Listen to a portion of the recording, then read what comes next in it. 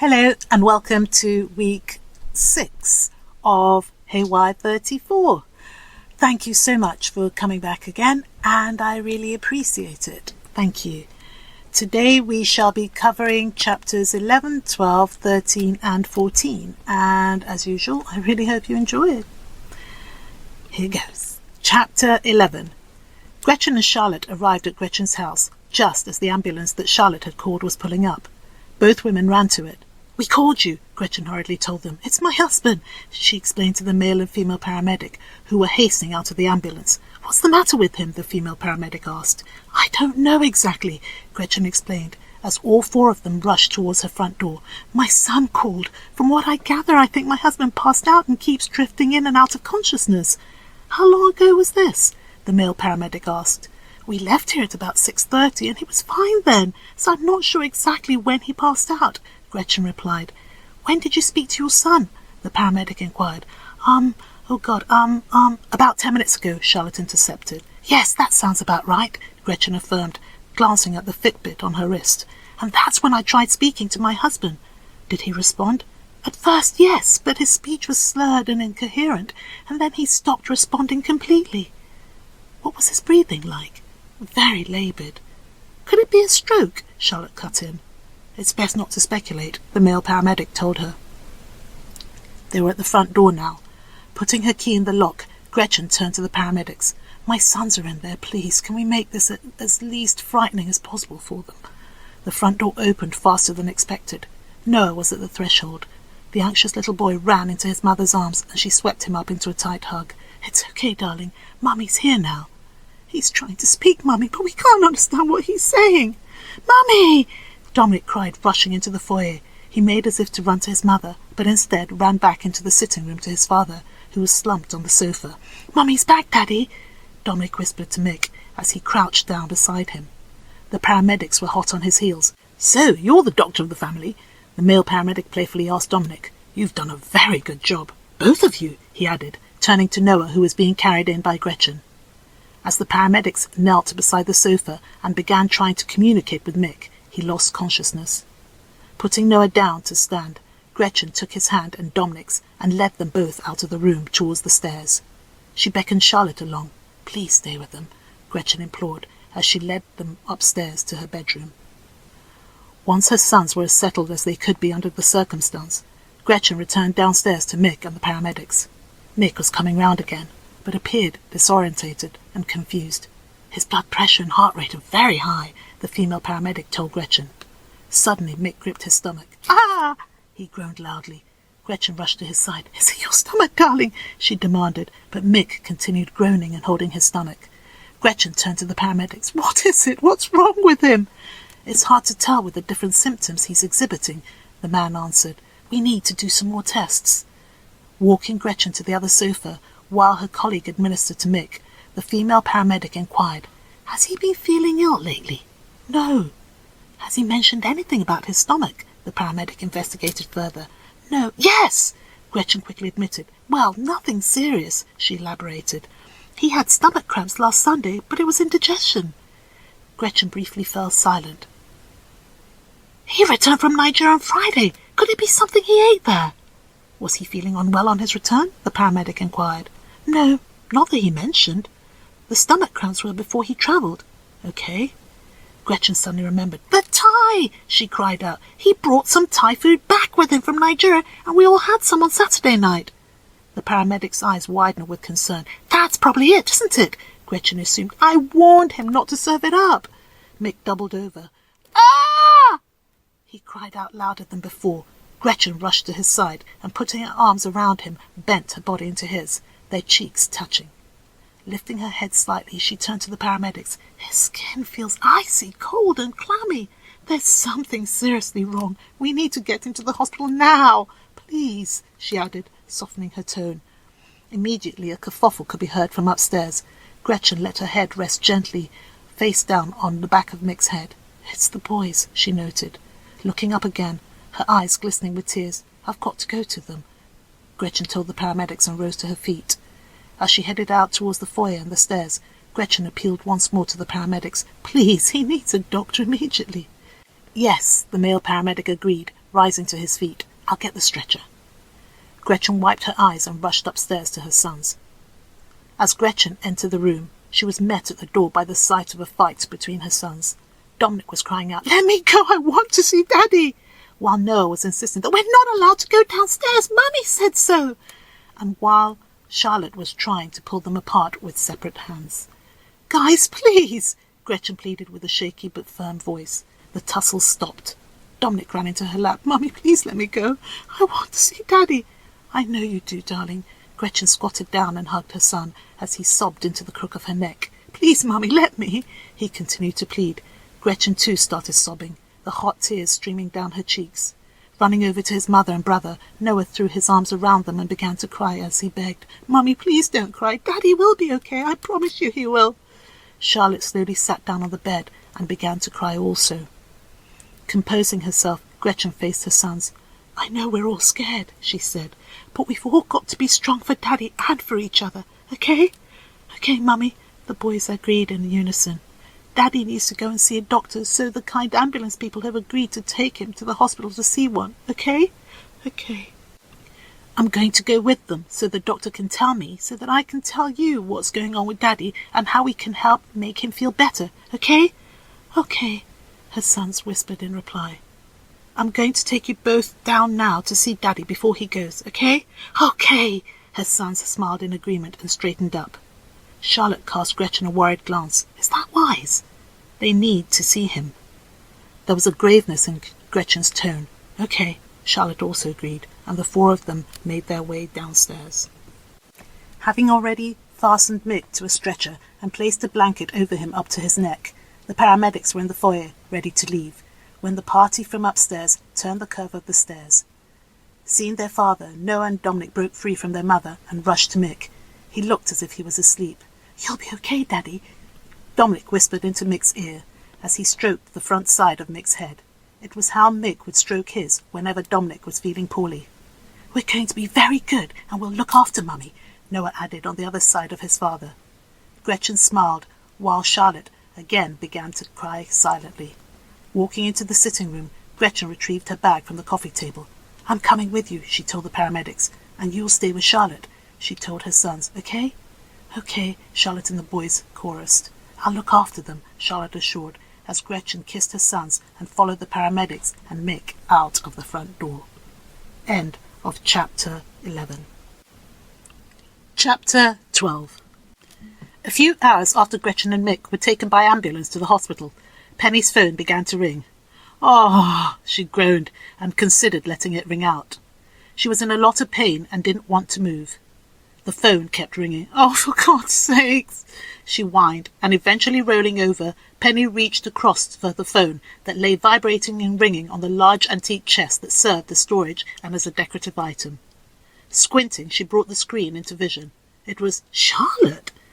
Penny took the call. "Hey," she groaned. "Mick's been rushed to hospital." Charlotte whispered loudly. She glanced up at Gretchen's sitting room ceiling and listened for the boys. There was no sound. "What happened?" Penny's voice rang out, waking Hector, who had been fast asleep beside her. "What's going on?" he inquired sleepily. "Shh!" Penny waved frantically. "He passed out when we went for our run and the boys found him," Charlotte reported. "Oh, my God!" Penny gasped. "How frightening for them!" Gretchen tried to speak to him, but his speech was slurred and he wasn't even making any sense. "Did he have a stroke?" "That's what I thought. Mick's had a stroke," Penny told Hector, whose eyes blinked wider open at the news. "What?" "Mick's had a stroke," Penny repeated. "Is he okay?" "He's been rushed to hospital." "Which one?" Hector demanded, sitting up in bed. "Which hospital?" Penny echoed. "It's probably Royal Free," Charlotte supposed, "but I haven't heard anything since they left." "Where are the boys?" "I put them to bed a few minutes ago." "Are you at Gretchen's?" "Yes." "We're coming over." And with that, Penny hung up the phone. Immediately on hanging up, Penny called Sarah. At the sound of the phone, Sarah covered her head with a pillow. "Go away!" she groaned. The call rang out. At once, the ringing began again. "Answer it or switch it off!" Rupert snapped. "Oh, shut your face!" Sarah growled from under the pillow and left the phone to ring out again. It started ringing a third time. "For God's sake!" Rupert snarled and got up with irritation. He went to Sarah's side of the bed to get the phone and switch it off. He saw Penny's name. "For crying out loud, woman!" He scolded at her name that kept flashing. He took the call. "We're asleep," he barked into the phone. "Mick's had a stroke and has been rushed to hospital," Penny's voice announced. "What?" "Mick's had a stroke and has been rushed to hospital," Penny repeated. "When?" "This morning, when Gretchen was out on her run." Where have they taken him?" Sarah jumped up. "Taken who?" she demanded. "We think it's probably Royal Free, but Gretchen hasn't made any contact since they left in the ambulance," Penny said, repeating what she'd been told. "Taken who?" Sarah pressed with agitation. "Mick!" "What's wrong with him?" "Who's with the boys?" Rupert asked as he hurried towards the bathroom. "Charlotte, and we're going over there now," Penny told him. "We're coming too. We'll pick you up," Rupert told her and ended the call. Sarah had followed him into the bathroom. He quickly handed her the phone and walked towards the toilet. "Go and get ready. We're picking up Hector and Penny en route to Gretchen's." "What's happened?" Sarah asked again. "Mick's had a stroke." "Oh, my God," she cried and rushed to get ready. Meanwhile, at Penny's and Hector's, there was a mad rush to get ready. Grabbing an old African print caftan from the wardrobe, Penny threw it on. "I need the loo," she shouted to Hector as a sign for him to hurry up in the bathroom. "Use the other one," he shouted back and continued cleaning his teeth. Penny picked up her phone instead and dialed Auntie Bimbo, who answered on the second ring. "Oh, Mommy," she cooed in Yoruba. "Mick's had a stroke." "Jesus!" "He's in the hospital. It is not his portion," Auntie Bimbo declared. It was her favourite counter-declaration whenever she heard something bad had happened to someone she knew.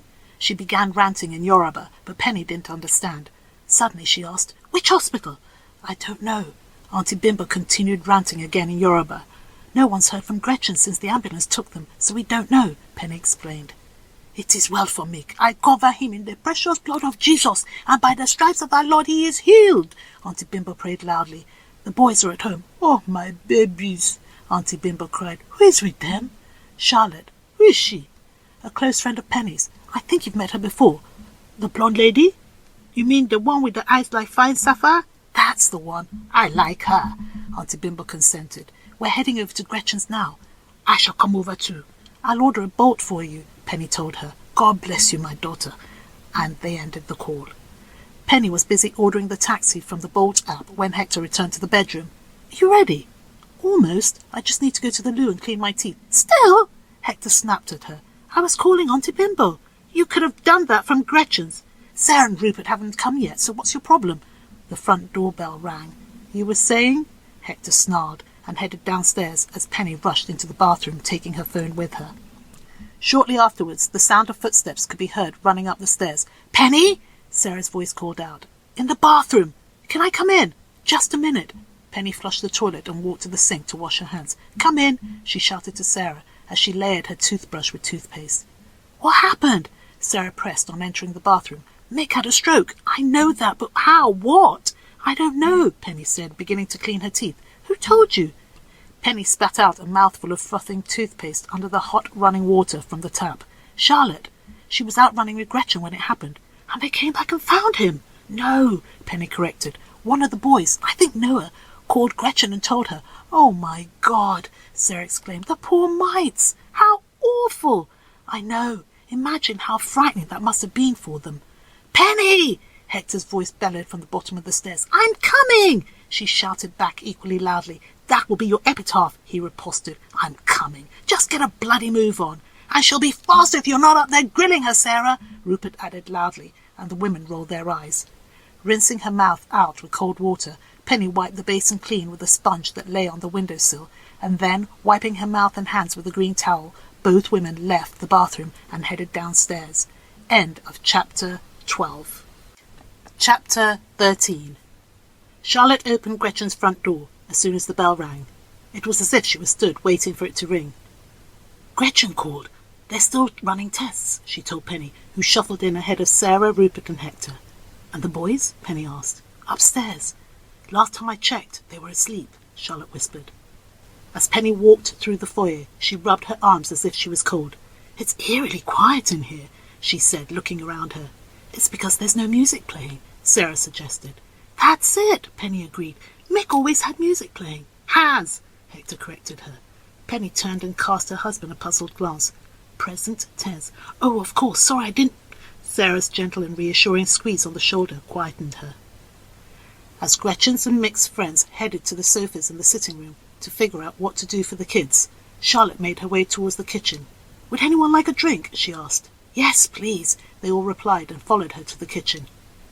I've been trying to tidy up, Charlotte explained, pointing to the freshly washed glasses that were lined beside the large white ceramic farmhouse sink that sat beneath a wide window overlooking the picturesque garden beyond. The kitchen, though still bearing some minor traces of the previous night's festivities, was now filled with a solemn air as Gretchen's and Mick's friends congregated around the counter. The kitchen, usually warm and inviting, now felt vacant. Its walls, with their buttery yellow colour that normally cast a cheerful glow throughout the room, currently seemed cold and uninviting. The expansive island with its wooden surface, worn smooth from years of meal preparations and countless gatherings, sat foreboding in the centre of the room, while the trio of retro ceiling lights that at night illuminated the well-loved cookbooks, recipes, and family photos that were peppered across the counter now had an air of dereliction about them. Gretchen must be exhausted. She's been at the hospital for hours, Penny remarked, looking at the clock on her phone. It was 11 a.m. Poor thing, Sarah sympathized. Shouldn't one of us go and wait with her? Magda and Simon are with her, Charlotte replied. Sarah sighed. I can't imagine what she's going through right now. She walked over to Rupert and snuggled into his arm. As Charlotte retrieved a bottle of wine from the fridge, she glanced back at the rest of the group. I'm really worried, she admitted. Mick didn't look well at all.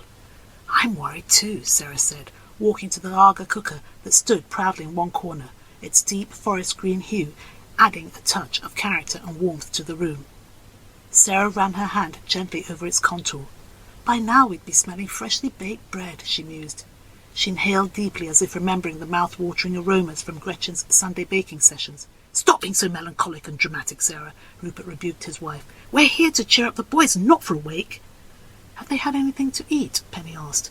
I made them some breakfast earlier, but they barely ate it. That settled it then, Hector concluded. We'll whip up some food. It's the least we can do. Just then, Rupert glanced at the bottle of wine that Charlotte had placed on the counter. Wine? I thought we were having tea, he said to Charlotte. She shrugged. I could do with a drink. I thought we all could. The rest of the group concurred and retrieved some glasses from beside the sink. Taking the corkscrew that Charlotte had handed him, Rupert opened the bottle of Sauvignon Blanc. As Rupert poured the first glass for Penny, she pointed at the bottle. It's a Via Maria, Mick's favourite. He's telling us he's all right. I pray so, Charlotte hoped. With all the glasses filled, Hector raised his glass. To Mick the Cutlass. To Mick, the rest of the group chorused, and raised their glasses too. The sombre cloud of uncertainty hung defiantly in the air. Glasses clinked gently, and for a moment the silence was broken by the soft murmurs of well-wishers. As they each took a sip, the group found solace in their own private thoughts of their own mortality and fragility of life. Penny broke the silence. Shouldn't we start cooking? The boys will be hungry when they wake up. And Gretchen will need to eat when she gets back, Sarah added. As the friends began working together in the kitchen, a sense of purpose filled the air. End of Chapter 13. Chapter 14. Gretchen and Mick's kitchen, though abuzz with the energy of their dear friends, still felt foreboding. Shall I put on some music? Rupert asked the group, as he opened the cleverly concealed cabinet door that hid the antique radiogram from sight. Yes, please, Penny cried out. It'll cheer the place up. But not too loudly, Sarah interjected. We don't want to wake up the boys.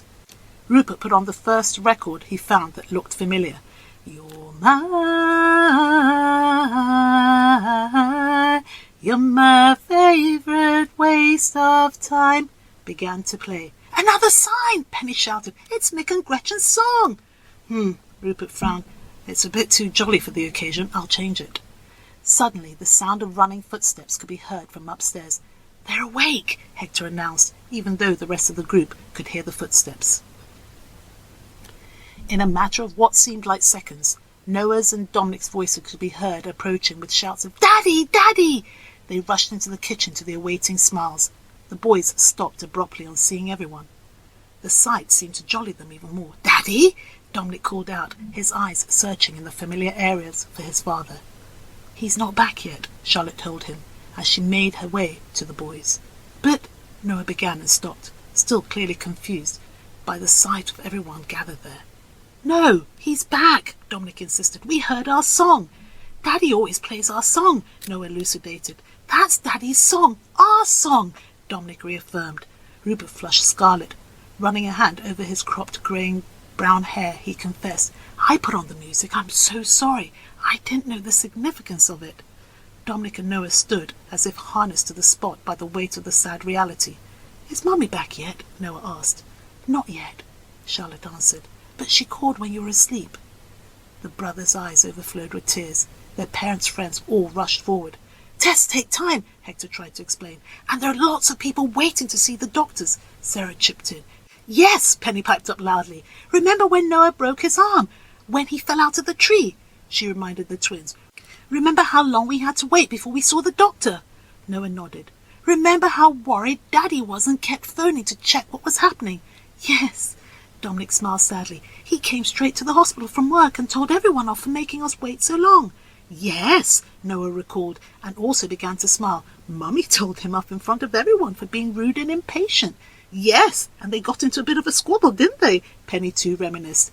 And it made everyone else start laughing. Yes, the boys recollected and began chuckling. There, you see, no need to worry. She hugged both boys at the same time, while the rest of the friends silently exhaled with relief. Seizing on the boys' cheered spirits, Hector pulled out a couple of tea towels and tossing them to his wife shouted, Aprons for my assistants! Get them ready, please, madam! And with that, Penny, with exaggerated bows and a shout of, Yes, chef! Tied the tea towels around the twins' waists and presented them to Hector with a declaration of, Your assistants are ready, Chef Hector! As the twins and their parents' friends explored the kitchen's functionality and hidden gadgets, the kitchen was brought back to life by the warm hum of conversation and laughter at spillages. The aroma of freshly brewed coffee mingled with the scent of toast, creating a comforting atmosphere that embraced and cheered them all, so that no one noticed Penny and Hector take some of their pain tablets, which Penny always carried in her handbag.